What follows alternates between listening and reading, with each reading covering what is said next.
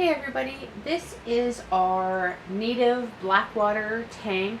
This is going to be the first video in a series about this native tank. This is just sort of the intro. This is a work in progress. We've been working on it for about a month now. We have two wild-caught adult green sunfish. Some people call them greenies. Excuse me.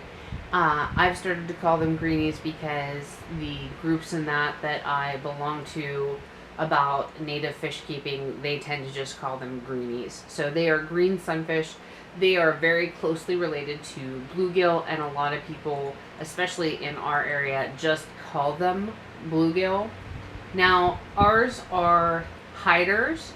So right now, you may or may not be able to pick them out in the video. I don't know. I'm hoping that they'll come out as the video goes on. But there's one in the tree roots over to the left of the screen. And then the other one right now is hiding in all those plants that are just off center at the back of the tank. That's where the other one is. So hopefully they will kind of flit out and show themselves as I do this video. But they're there. So I've been keeping fish since I was a kid, and by keeping fish since I was a kid, I mean we kept fish tanks when I was little, and my parents required me to be very active in helping with the maintenance and care of the tanks. So I really have been keeping fish since I was little. This is my first native fish tank, though. I've never had native fish before. So this is a learning experience for me, and also I haven't really kept a tank like this, even for tropical fish, in several years. So I'm learning new things because keeping fish as a hobby has really changed since I started years ago, years upon years ago. So I'm learning new things as I do this, and our boys are learning a lot as we do this too. Our purpose for having a native tank is first that we just honestly enjoy the local fish in the area. And secondly, this is a really great learning experience for our boys. And like I said, we keep our boys involved in the care and maintenance of this tank just like I had to do when I was a kid. I know that sometimes when I was a kid, I was like, oh, I really don't want to clean the tank.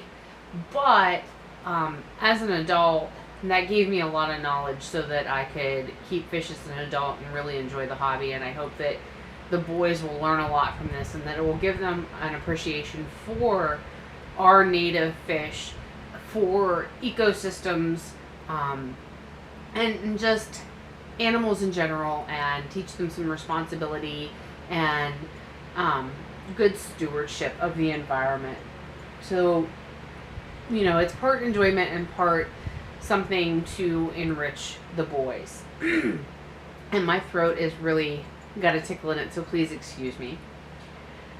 Our goal is to make this tank as natural as we can. Right now we have a mix of live and artificial plants, but we're working towards making it all live plants. Now that is a pricey endeavor, excuse me, for the amount of plants that I want to have in this tank. There are only 5 live plants in the tank right now, and we're already over $30 in expense in plants. So it is a pricey thing to do. So what we did was we started off with a few live plants and a few artificial plants, and then gradually I am replacing a artificial plant with a live plant. I'm doing it slowly for 2 reasons. One, cost, and the other is that replacing the artificial plants with live plants does have an impact on the ecosystem in the tank and your pH and your nitrates and all of that. So in order to keep it a more gentle change for the fish, I do it gradually now. I just added a new plant today, and the fish actually are probably a little more shy right now than normal because I was in the tank moving things about today and adding that plant. So that puts stress on your fish. We're trying to give them something that resembles the creek that they came from, and there is a video where John and our youngest are fishing in the creek where they caught a couple of trout and a couple of bluegill. If you've watched that video, or if you want to go back and watch that video, that is where these bluegill actually came from. That is where John caught them, and then we brought them in and put them in our tank. That creek is right by our house. So, you know, the fact that we want to keep this as natural as possible, we've got the live plants, we've got the piece of driftwood. Now the root system over there is artificial, but I wanted the root system done in that way, that molded way, that it sort of forms a little cave where the greenies can hide, but yet we can see them too. So I know I can't really get light down in there. I call it the root cave now, because it is very hard to get light down in there to see with the camera, but sitting here with my eyes, I can just look over and see the greenie that is in there. Now, we don't have native plants. I am using aquatic plants, but in one of the videos that we do as part of this series, I'll explain why I'm using aquarium plants that I buy at the pet store and the fish store rather than using native plants in the tank. Part of trying to keep this as natural as possible is also why we have decided to try to keep this a Blackwater tank. We started out, to be perfectly honest, with it as a Blackwater tank by accident. Like I said, it's been a long time since I've kept a tank like this, and I've never had native fish. So I have not used driftwood in a tank since I was a kid. And I forgot until after I put the driftwood in this tank that when I was little, whenever my mom got a new piece of driftwood, she would boil it first before she put it in our tropical fish tanks. So I did not boil this piece of driftwood first, and when we put it in the water, then of course all the tannins leached out of the driftwood and into the water and made the water a very yellow tea stained color. Now, it's not evident in the video now. It is not as yellow tan as it was when we first put the driftwood in. I've done several partial water changes since then. We have a filter that has activated charcoal in it, so a lot of that tannin has come out of the water, and it doesn't show up real well on my camera, but in real life, there is still a yellow tint to the water. I don't want to do a super heavy Blackwater, and it's that tint, those tannins that give that tint, that's what they call Blackwater. I don't want to do a super heavy Blackwater in this tank, but I do want to keep it at least some level of Blackwater, and as part of the series, I figured rather than tell you guys all about it in the intro and make the intro super long, I will do a video dedicated just to, oh, there, one's thinking about peeking his head out. But I'm going to do a video dedicated just to what Blackwater is and how to get Blackwater in your tank, so that you guys know what that is and why I particularly want to do it for a native tank.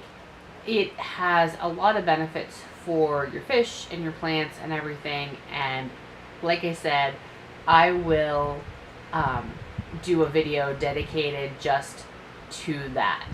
So, oh good, he's playing a little bit and swimming around a little bit. So maybe you guys will get to see at least this one a little bit. But, so it is a Blackwater tank. Basically, the very short explanation of what Blackwater is that you use botanicals like the driftwood to get tannins into your water and give it sort of the color almost of like a weak tea.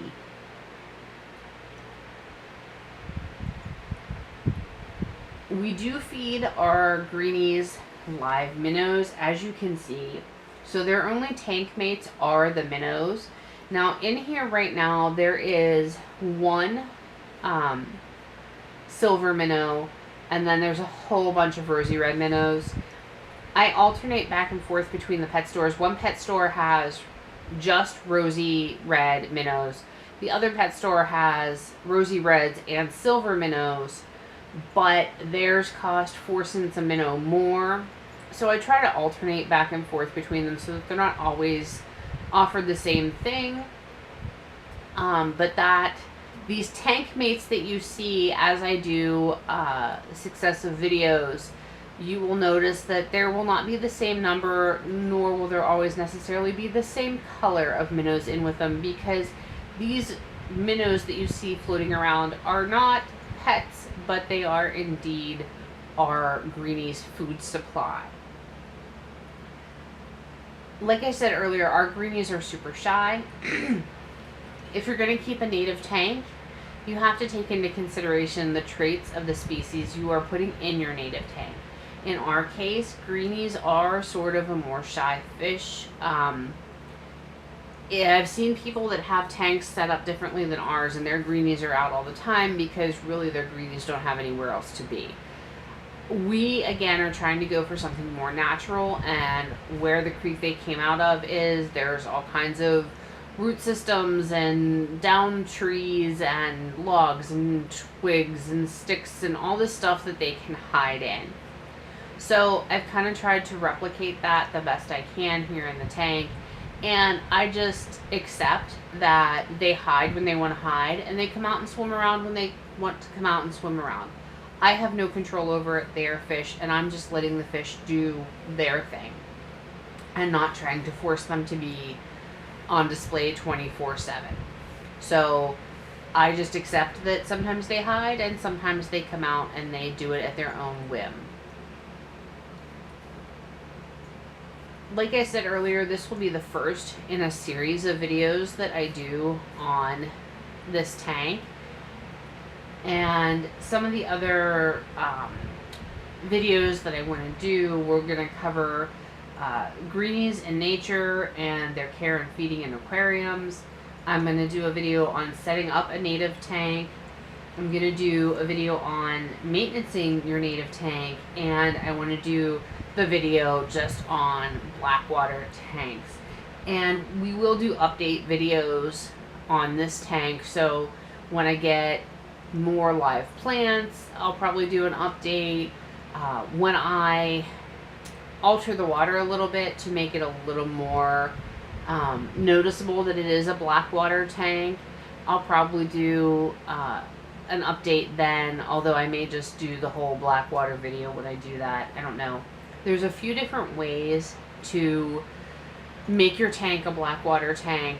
I have not decided yet which method I'm going to use. One method you can do is by adding certain leaves that are dried to your tank, and we are approaching autumn here in western Pennsylvania, so I have not decided yet if I'm just going to let things be until I can collect some nice crunchy oak leaves and then use those to make it Blackwater, or if I'm going to purchase either some teas that you can use or some commercial leaves that you can use to make your tank Blackwater. I haven't decided the amount of patience that I have yet or what I want to do, but I will do a video and let you guys know and let you guys know how I do it once I decide what I'm doing.